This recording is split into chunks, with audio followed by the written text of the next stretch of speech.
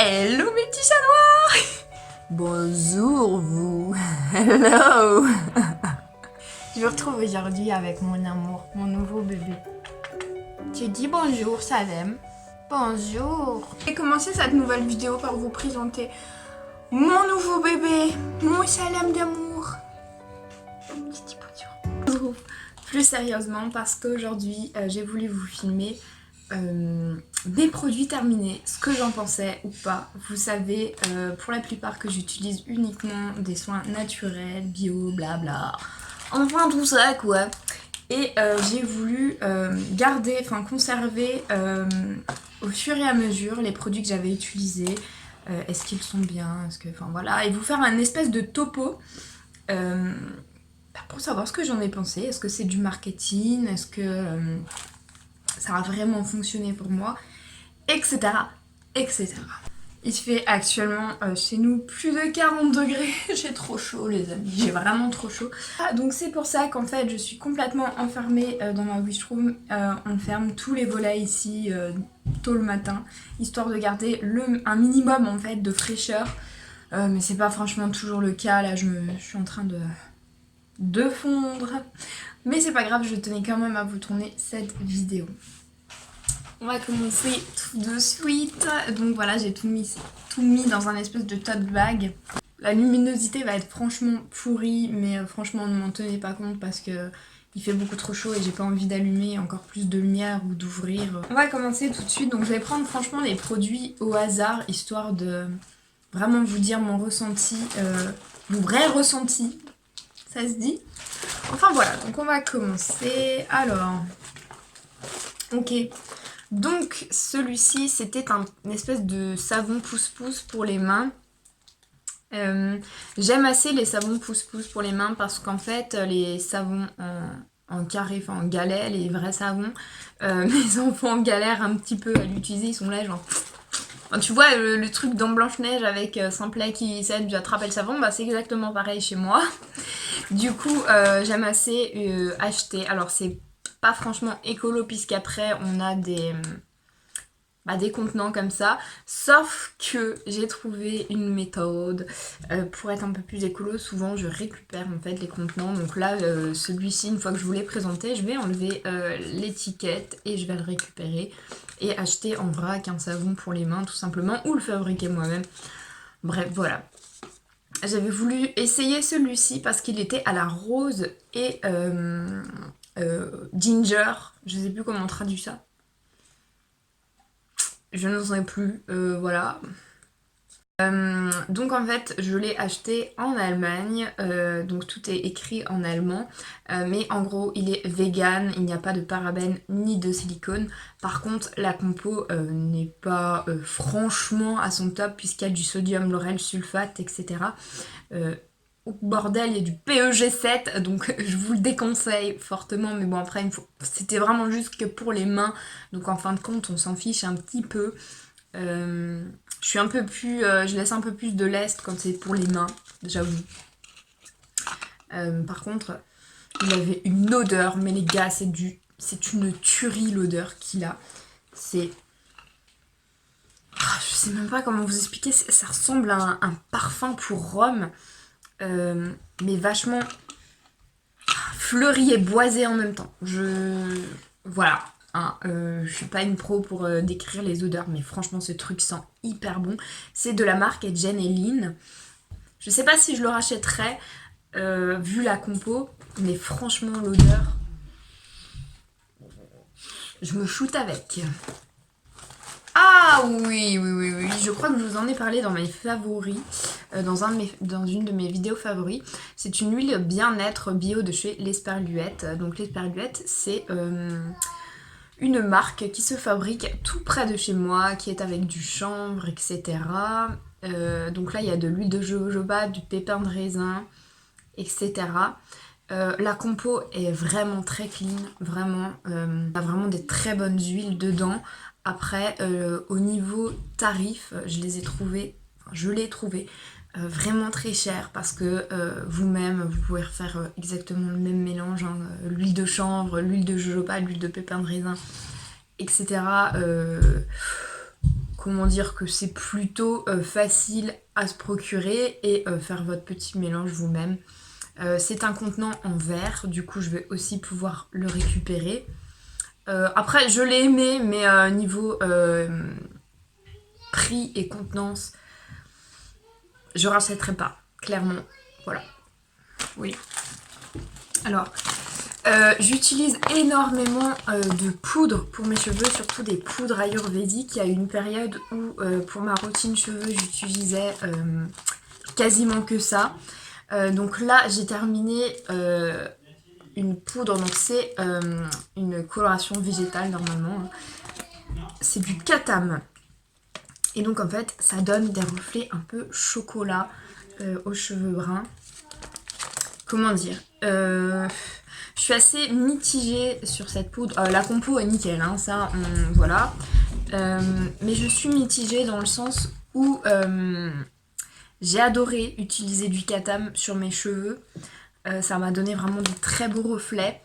Mélangé au henné d'Égypte, ça vous fait des reflets de ouf malade, hein, clairement, on va pas se mentir.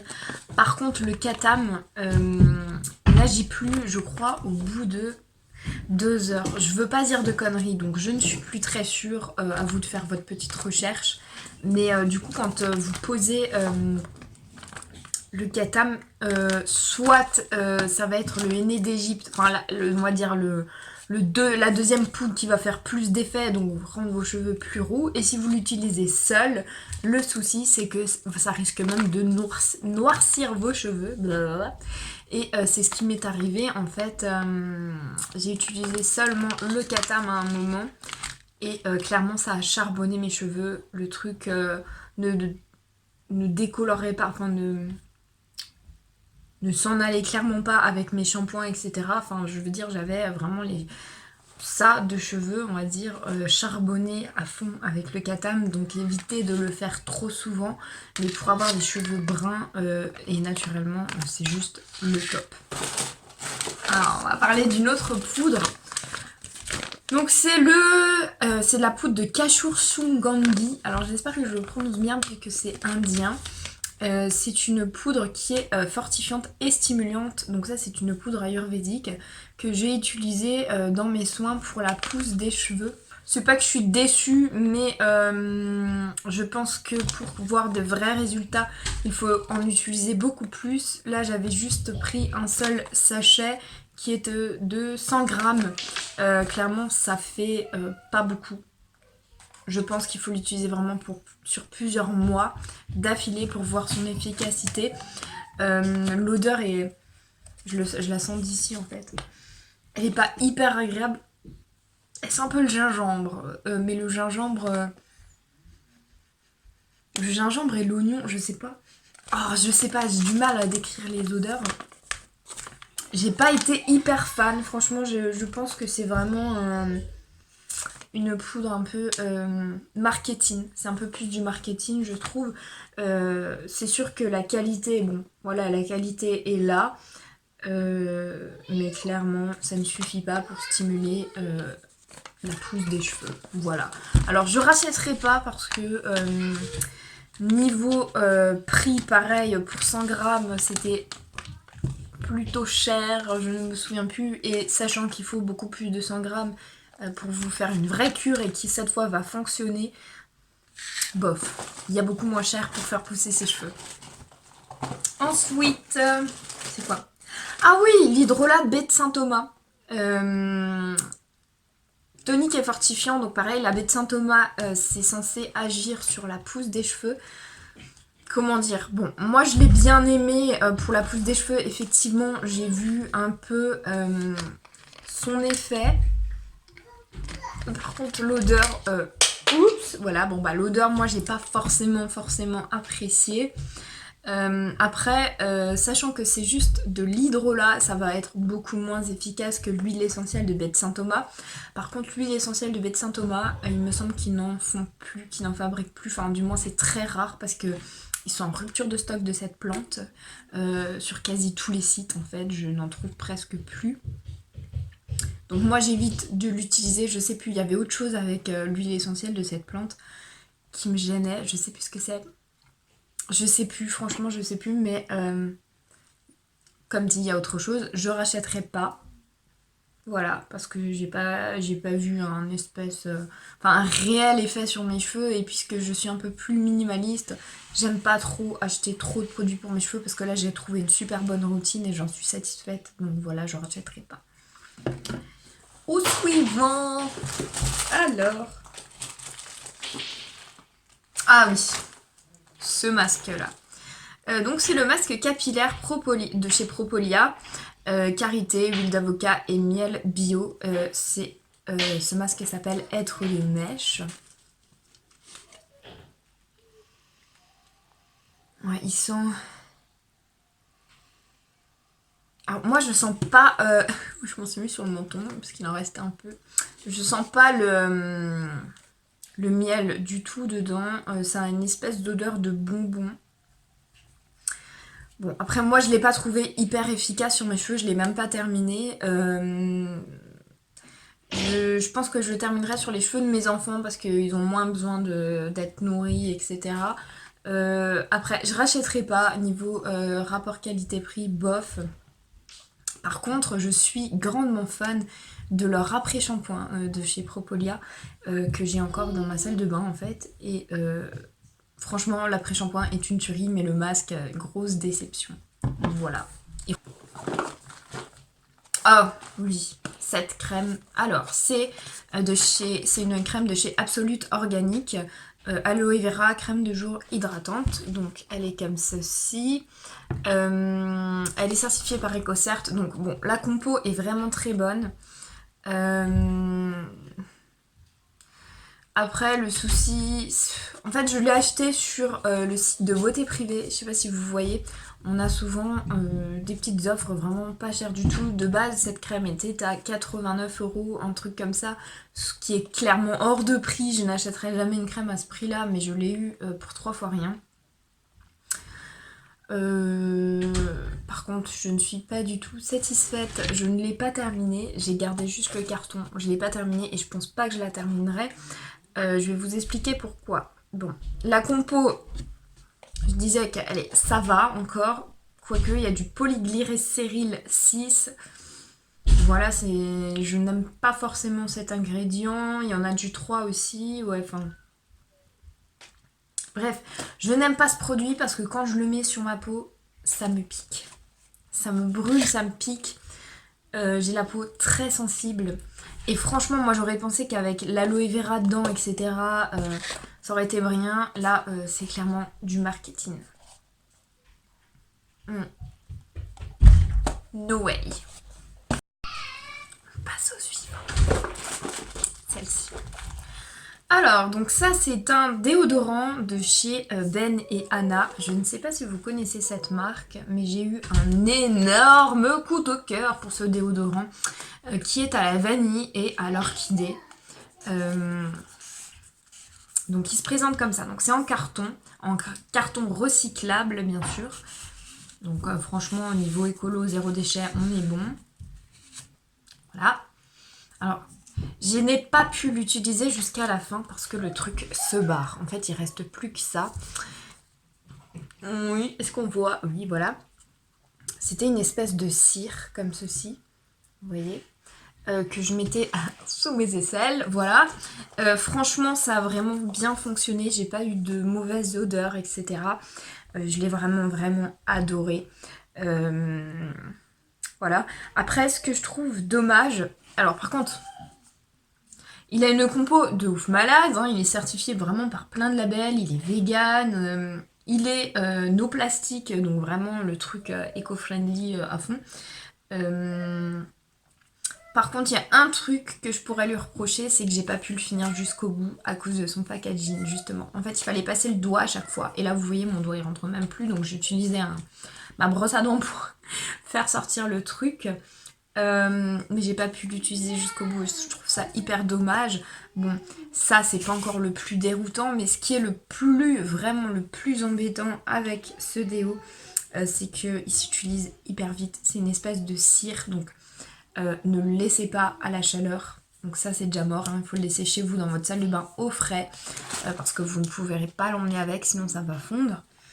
Je trouve que il m'a pas fait beaucoup de temps. Donc c'est 60 grammes. Voilà, bon 60 grammes on se dit ça passe. Sauf que il m'a même pas fait, je crois, 3 semaines ou 2 ou 3 semaines, même pas. Il était vide. Donc niveau rapport qualité-prix, on n'est pas ça. Donc je ne sais pas si je vais racheter. Vous savez que j'aime assez les choses simples qui fonctionnent et peu coûteuses. C'est vraiment le but chez nous, c'est de faire quelque chose d'écolo, d'économique, etc. Et là, niveau économie, bof, hein. Bon, voilà. Quand même un très bon produit. Un autre produit terminé que j'ai dû aller chercher dans ma salle de bain parce que je ne voulais pas le mettre dans mon tote bag, je vous explique. Je l'ai coupé en deux vraiment pour le racler à fond. C'est le dentifrice de chez Douce Nature, haleine fraîche, menthe, etc. Sans fluor, sans huile essentielle, sans argile. Fabriqué en France, vegan et certifié par Biocosmo Organique. Franchement, le truc, c'est une petite tuerie. J'ai déjà... en fait, j'essaie de faire ma cosmétique maison le plus souvent possible. Par contre, au niveau du dentifrice, j'ai utilisé tellement de recettes et je suis pas satisfaite. J'aime vraiment les dentifrices en gel, enfin en pâte comme ça, avec une bonne haleine, etc. Et là, franchement, celui-ci, il a une compo mais tellement dinguissime. Il a un bon goût et... Voilà, en fait, c'est tout. Il est fabriqué en France, il est sans huile essentielle. Donc pour les femmes enceintes, c'est juste le top. Franchement, je regrette pas et je vais le racheter, ça c'est sûr, parce qu'il est vraiment trop, trop cool. Le dernier produit terminé, c'est le Styling Gel. C'est un gel pour les cheveux que j'ai eu dans ma New Box. Donc c'est de la marque Go and Home. Bon, il est certifié Natural Cosmétique. Il sent un peu le citron. Ouais, il a une odeur d'agrumes, pas que du citron. On dirait de la pamplemousse aussi, mais bon, il a une très bonne compo. Il vient d'Australie. Bon voilà, après moi je l'ai pas trouvé fou. J'ai un gel pour les cheveux que j'aime d'amour et qui n'est pas celui-ci. Voilà, je vous en parlerai dans les coiffures que je fais avec mes cheveux courts si vous voulez, mais... Ouh bref. Je suis pas une grande fan, franchement, je suis pas conquise, je sais pas. Enfin, il rend les cheveux un peu poisseux et pourtant il est pas hyper hydratant, je trouve qu'il est... ni asséchant ni hydratant, je sais pas comment expliquer, enfin mes cheveux étaient vraiment poisseux alors qu'avec mon autre gel ça se passe très bien, je le rince juste à l'eau et c'est bon, ou même des fois je le rince pas, je l'enlève avec la brosse et c'est... Voilà, pas de pellicule. Bon, il a pas fait de pellicule non plus, il a pas fait de choses vraiment très désastreuses en soi, mais je ne le rachèterai pas. Pour moi, c'est exclusivement aussi que du marketing, puisque bon, bah, ça sent le frais, etc. Et vu qu'on est en été, voilà. Mais non, je ne l'achèterai pas, clairement. Voilà. Bon bah écoutez, ça sera tout pour ma vidéo des produits terminés. J'espère que cette nouvelle catégorie de vidéos vous a plu. Dites-le moi en commentaire si vous voulez que je continue à faire ce genre de vidéos. Prochainement, je pense que je mettrai des recettes et des choses un peu plus spirituelles. Je vous fais des gros bisous et je vous dis à bientôt pour une prochaine vidéo. Bye.